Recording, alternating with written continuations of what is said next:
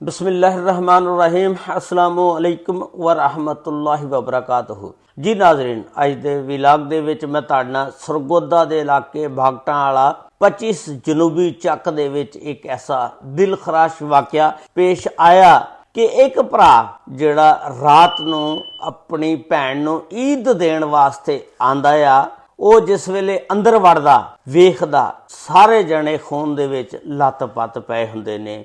शौहर जिहड़ा कोल बैठा सिगरट दे कश तो कश लाई जा रहा और खुद भी जख्मी हुंदा आ।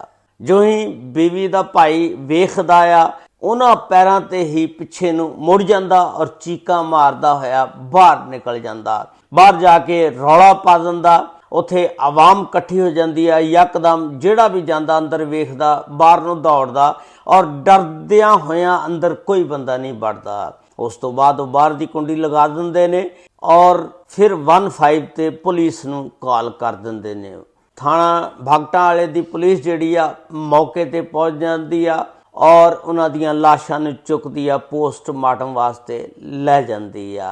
ये जिहड़ा वाकया क्यों पेश आया, शौहर ने अपने 5 बच्चे और एक बीवी नूं कुल्हाड़ियां दे वार करके मुबैना तौर ते क्यों मारिया, उहदी मुकम्मल तफसीलात अज दी इस वीडियो दे विच मैं तुहाडे नाल शेयर करांगा। ये वाकया जिहड़ा 15 मार्च नूं पेश आया, चक नंबर 25 जनूबी भागटां वाले दा इलाका आ, उत्थे यह वाकया पेश आया। उत्थे एक फैमिली रहिंदी आ, उस फैमिली दे सरबराह दा नाम यासीन मल्लाह। यासीन मल्लाह दी बीवी दा नाम फरखंदा। अल्लाह ताला ने इन्हां नूं 5 बच्चे दिते, जिहदे विच एक बेटी जिहदा नाम नूर फातिमा सब तो बड़ी आ, उहदी उम्र 18 साल। उस तो बाद एक बेटा जिहड़ा अली हसन, उहदी उम्र 12 साल। उस तो बाद तैयब हसनैन जिहदी उम्र 11 साल। उस तो बाद हुसनैन हसन जिहदी उम्र 6 साल। उस तो बाद अब्दुल हादी जिहदी उम्र 4 साल। यानी 4 बच्चे और एक बेटी।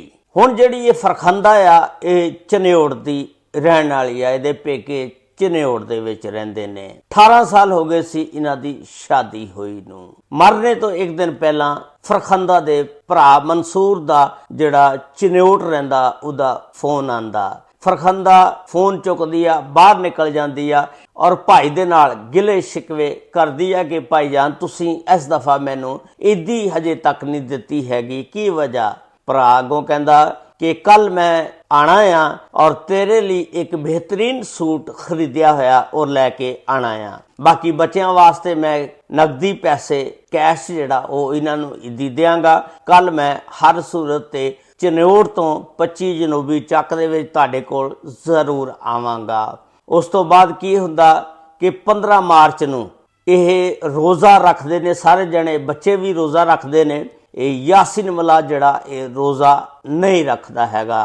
उस तो बाद ये रूटीन दे विच सारे बच्चे भी माँ भी अपनी नमाज अदा करते ने। बच्चों का ज़्यादा प्यार जिहड़ा माँ दे नाल नहीं हैगा, बल्कि प्यो दे नाल ज़्यादा प्यार करते ने। आ दीवार ते लिखिया होया आई लव यू पापा, पापा जानी। यानी दीवार दे उत्ते बच्चों ने अपने प्यो दे नाल मुहब्बत का इजहार भी किया, ते लेकिन उन्होंने ये नहीं सी पता कि साडा प्यो जिहड़ा सानू मार देगा। हुण ये शाम नूं जिस वेले इफ्तारी तो बाद रोज़ा खोलदे आ, रोज़ा खोल के सारे अपनी अपनी नमाज अदा करते ने और उस तो बाद बह जाते ने। फिर ये यासीन मल्लाह जिहड़ा एक कुल्हाड़ा चुकदा, चुक के ते अपने 5 बच्चों नूं, जिहदे विच एक बेटी और 4 बेटे और एक बीवी, कुल्हाड़ी दे वार करके मुबैना तौर दे उत्ते मार दिंदा।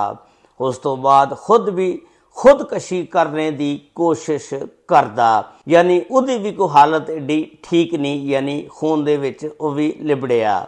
उस तो बाद रात नूं 9 बजे मंसूर ने आना सी। ये रात नूं 8:30 बजे का वकूआ आया। 9 बजे हुण मंसूर ने चनेौड़ तो ईद देण वास्ते भैन नूं आना सी। जिस वेले जो ही दरवाज़ा खोलदा और दरवाज़ा खुला हुंदा, अंदर वड़दा, आवाज़ां मारदा फरखंदा फरखंदा। ਲੇਕਿਨ ਫਰਖੰਦਾ ਉੱਥੇ ਜ਼ਿੰਦਾ ਹੋਵੇ ਤਾਂ ਉਹ ਵਾਪਸੀ ਆਵਾਜ਼ ਦੇਵੇ। ਜੋ ਹੀ ਅੰਦਰ ਵੜਦਾ ਵੇਖਦਾ ਤੇ ਖੂਨ ਦੇ ਵਿੱਚ ਸਾਰੇ ਲੱਤ-ਪੱਤ ਪਏ ਹੁੰਦੇ ਨੇ ਔਰ ਉਹਨਾਂ ਦੀ ਜ਼ਿੰਦਗੀ ਖਤਮ ਹੋਈ ਹੁੰਦੀ ਆ। ਜਿਹੜਾ ਉਹਦਾ ਬਹਿਨੋਈ ਆ ਯਾਸਿਨ ਮੱਲਾਹ, ਉਹ ਵੀ ਸਿਗਰਟ ਦੇ ਕਸ਼ ਤੋਂ ਕਸ਼ ਲਾਈ ਜਾ ਰਿਹਾ ਬੈਠਾ ਤੇ ਲੇਕਿਨ ਜ਼ਖਮੀ ਹਾਲਤ ਦੇ ਵਿੱਚ ਆ। ਉਹਨਾਂ ਨੂੰ ਵੇਖ ਕੇ ਚੀਖਾਂ ਮਾਰਦਾ ਹੀ ਪਿੱਛੇ ਨਿਕਲ ਜਾਂਦਾ ਔਰ ਡਰਦਾ ਹੋਇਆ ਆਵਾਜ਼ਾਂ ਮਾਰਨੀਆਂ ਸ਼ੁਰੂ ਕਰ ਦਿੰਦਾ ਔਰ ਆਵਾਮ ਜਿਹੜੀ ਆ ਉੱਥੇ ਮਹੱਲੇ ਦੇ ਲੋਕ ਇਕੱਠੇ ਹੋ ਜਾਂਦੇ ਨੇ ਔਰ ਜਿਸ ਵੇਲੇ ਵੇਖਦੇ ਨੇ ਕਿ ਇਹ ਜਿਹੜਾ ਬੰਦਾ ਦੌੜ ਨਾ ਜਾਵੇ, ਬਾਹਰੋਂ ਕੁੰਡੀ ਲਾ ਦਿੰਦੇ ਨੇ ਜਾਂ ਹੋ ਸਕਦਾ ਕਿ ਇਹ ਜ਼ਿਆਦਾ ਕੋਈ ਹੋਰ ਹਰਕਤ ਨਾ ਕਰੇ ਜਿਹਦੇ ਵਿੱਚ ਜ਼ਿਆਦਾ ਨੁਕਸਾਨ ਹੋ ਜਾਏ। ਡਰਦਿਆਂ ਮਾਰਿਆਂ ਬਾਹਰ ਦੀ ਕੁੰਡੀ ਲਾ ਦਿੱਤੀ ਔਰ ਉਸ ਤੋਂ ਬਾਅਦ 15 ਤੇ ਕਾਲ ਕਰਦੇ ਨੇ।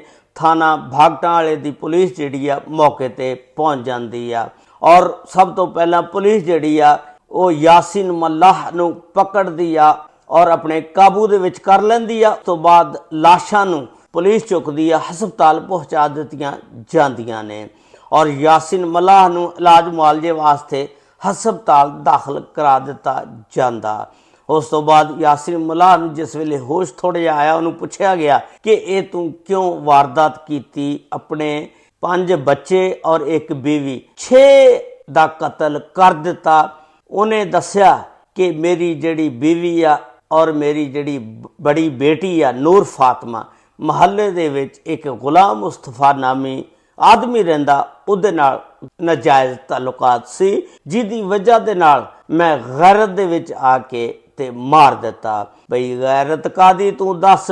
ਉਹਨਾਂ ਨੂੰ ਮਾਰਿਆ, ਬਾਕੀ ਜਿਹੜੇ ਬੱਚੇ ਨੇ ਬੇਗੁਨਾਹ 4 ਬੇਟੇ, ਉਹਨਾਂ ਨੂੰ ਤੂੰ ਕਿਉਂ ਮਾਰਿਆ? ਲੇਕਿਨ ਇਸ ਗੱਲ ਦੀ ਸਮਝ ਨਹੀਂ ਆਈ ਕਿ ਉਹ ਨਫਸਿਆਤੀ ਮਰੀਜ਼ ਸੀ ਜਾਂ ਜ਼ਿਹਨੀ ਦਬਾਅ ਦਾ ਸ਼ਿਕਾਰ ਸੀ ਜਾਂ ਕੋਈ ਨਸ਼ਾ ਵਸ਼ਾ ਕਰਦਾ ਸੀ, ਕਿਉਂਕਿ ਇੱਕ ਜਿਹੜਾ ਬੰਦਾ ਸਮਝਦਾਰ ਆ ਉਹ ਇਸ ਤਰ੍ਹਾਂ ਸਾਰਿਆਂ ਨੂੰ ਨਹੀਂ ਮਾਰ ਸਕਦਾ।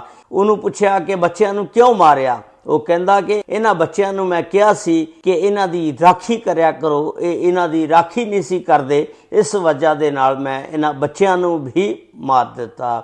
ਇਹ ਬੜਾ ਹੀ ਦਿਲਖਰਾਸ਼ ਵਾਕਿਆ ਸੀ।